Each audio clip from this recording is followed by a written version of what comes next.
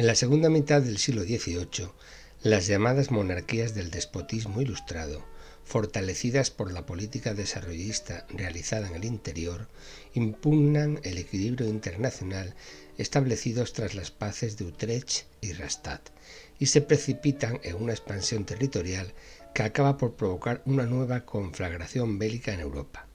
Es la llamada en la historiografía anglosajona Guerra de los 7 Años, entre 1756 y 1763. La guerra enfrenta a Suecia y Prusia entre 1757 y 1762 en lo que se conoce como Guerra de Pomerania, y a Austria y sus aliados contra Prusia y los suyos en la llamada Guerra Silesiana, que se desarrolla además de en Silesia en múltiples escenarios: Bohemia, Baviera, Sajonia, Pomerania, los Países Bajos españoles e Italia, y en la que intervienen todas las potencias europeas. Traerá como consecuencia el crecimiento de la potencialidad de Rusia y en menor medida de Prusia y de Austria, que pocos años después tratarán de llevar a cabo sus ambiciones de expansión territorial mediante el reparto de Polonia en 1772, tras la muerte del monarca polaco Augusto III, y sobre todo a costa de los territorios de Turquía en Europa. Por otro lado, y no menos importante, la rivalidad que desde el siglo XVII existía en las colonias entre las potencias marítimas Gran Bretaña, Francia, España y Portugal se convierte en guerra declarada, la primera a escala global, una lucha por la supremacía colonial entre Francia y Gran Bretaña y sus respectivas aliadas España y Portugal, que se desarrolla en los 4 continentes conocidos: la India en Asia, Norteamérica y América del Sur, e incluso afecta en África al Senegal y a los puestos comerciales franceses.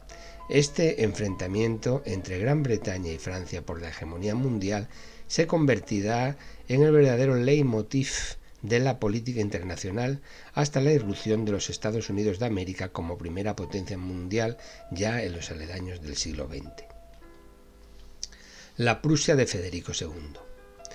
En Europa el inicio de la guerra se debió a la impugnación de la pragmática sanción de Carlos VI de Austria por Prusia y Francia, que no reconocieron los derechos hereditarios de María Teresa. El final de la guerra elevó a la Prusia de Federico II a la categoría de gran potencia europea.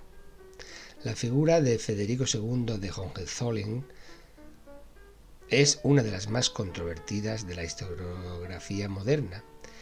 Es titulado como Federico el Grande por los historiadores nacionalistas alemanes del siglo XIX, que ensalzan al monarca prusiano como el mayor representante del despotismo ilustrado del siglo XVIII, y lo alaban por su apoyo a las artes y a la filosofía, por sus medidas de tolerancia religiosa, por modernizar la burocracia y la administración pública, por su codificación del derecho y su reforma judicial antiaristocrática, por su reorganización del ejército prusiano y sobre todo por sus tácticas militares innovadoras y sus victorias en la Guerra de los 7 Años.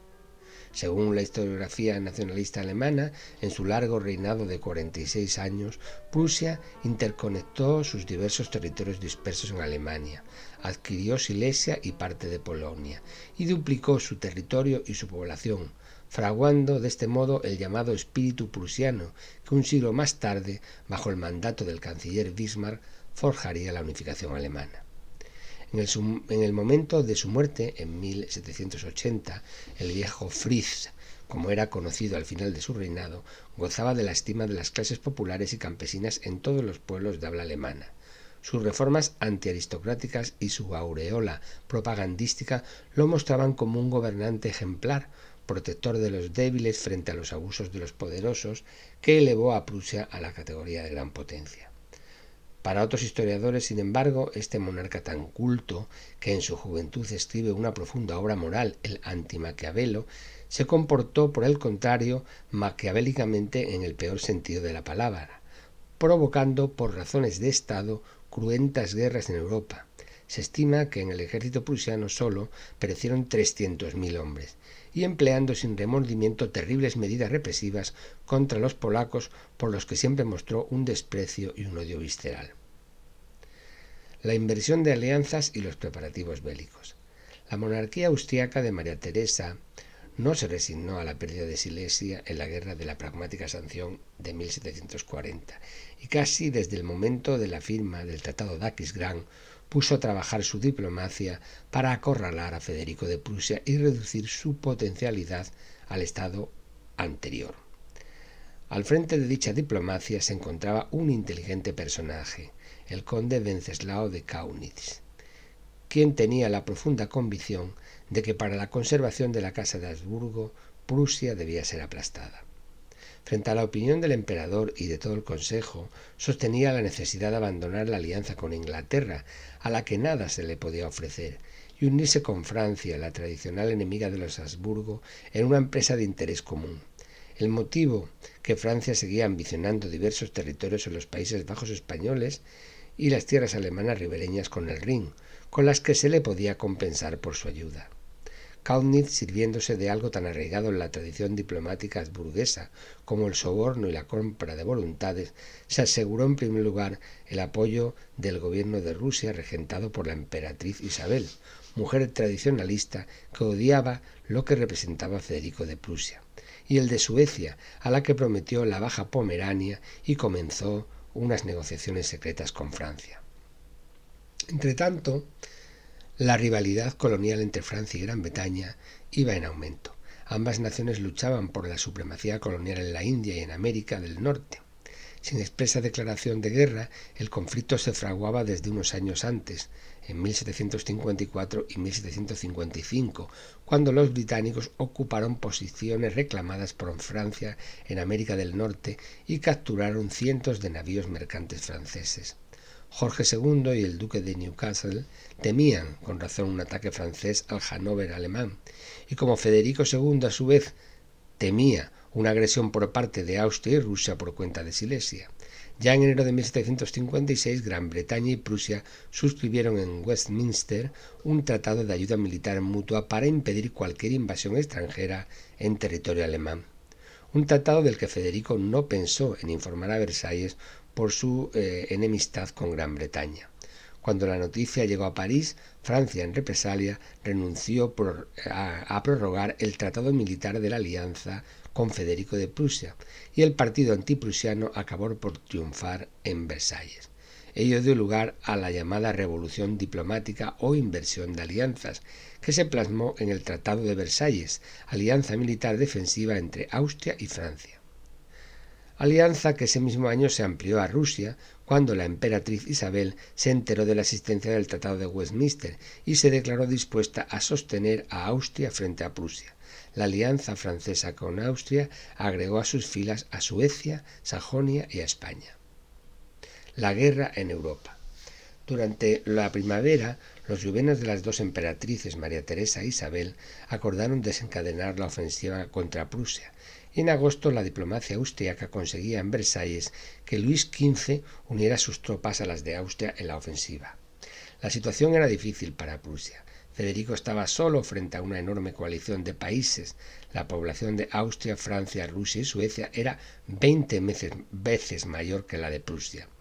En tales condiciones, Federico II prefirió anticiparse al ataque y en agosto de 1758, poniéndose al frente del ejército, invadió Sajonia y Bohemia sin previa declaración de guerra. Tras una cruenta batalla, los prusianos consiguieron atenazar a los austriacos en Praga, cuyo cerco parecía otorgarle la victoria. Sin embargo, la situación del monarca prusiano era menos favorable de lo que parecía. Praga estaba bien abastecida y un formidable ejército austriaco de 54.000 hombres se enfrentó a sus tropas en Kolín, frente a Praga, derrotándolas, lo que obligó a Federico a abandonar Bohemia. Alentados por el éxito, los enemigos del reino de Prusia lanzaron sus ejércitos para destruirla.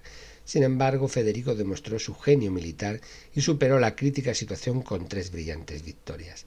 La primera en Rosbach, sobre un poderoso ejército francés que avanzaba por territorio sajón, la segunda frente a los austriacos en Leuthen, Silesia, y el 5 de diciembre de ese año, y la tercera al año siguiente, en 1758, en Zorndorf, donde quedó demostrada la superior disciplina y organización del ejército prusiano y la habilidad táctica como general de Federico II con su célebre ataque de flanco.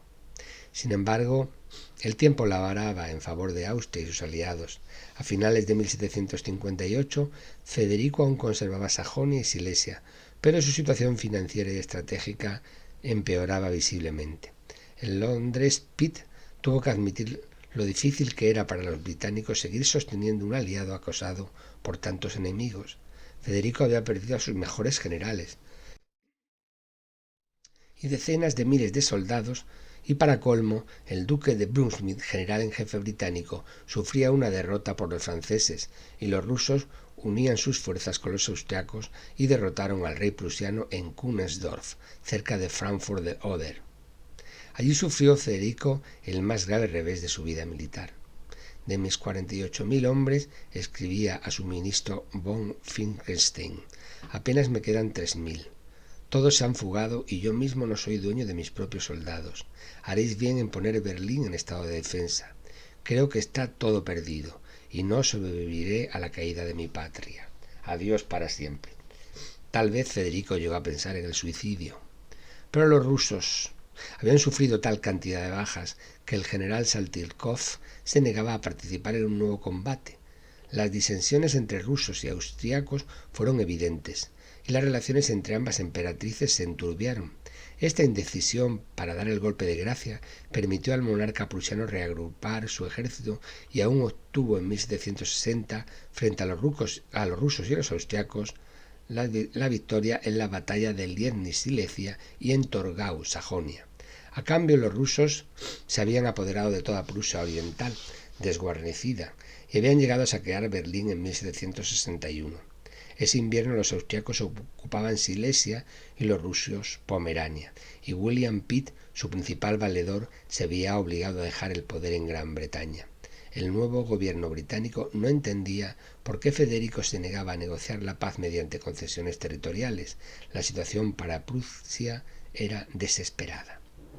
Sin embargo, a medida que Austria y Rusia adquirían una posición de ventaja, aumentaban los recelos entre los aliados, mantenían disensiones irreconciliables, y esto permitía a Federico albergar alguna esperanza. Francia no quería una Rusia demasiado poderosa con toda la Prusia oriental en su haber, y la guerra, que duraba ya 7 años, exigía enormes sacrificios financieros y era muy impopular. El ascenso de la potencia de Rusia en el norte también era visto con temor y recelo por los británicos y por sus vecinos suecos y polacos. Era la propia emperatriz Isabel, ya enferma de gravedad, la que se negaba a entrar en ninguna negociación de paz hasta tanto no fuera destruido su odiado Federico. La muerte de la emperatriz Isabel de Rusia en enero de 1762 y el advenimiento de su hijo Pedro III, un ferviente admirador del rey de Prusia, que de inmediato ordenó la suspensión de las hostilidades, fue la circunstancia que vino a salvar in extremis la obra de Federico de Brandenburgo. En mayo Suecia aceptó una paz sin pérdidas ni ganancias. Que Federico de Prusia quedara desembarazado de sus enemigos por el norte y el este, junto con la defección de su aliada Francia, obligó a la emperatriz María Teresa a aceptar como irremisible la pérdida de Silesia. Y con la mediación de Sajonia firmó la paz con Prusia el 15 de febrero de 1763 en el castillo de Hubertusburg. Esta paz mantenía el status quo ante bellum y consolidaba la posición de la Prusia de Federico II como gran potencia europea, aunque económica y militarmente estaba desangrada, y la verdadera beneficiada será la Rusia de Catalina II.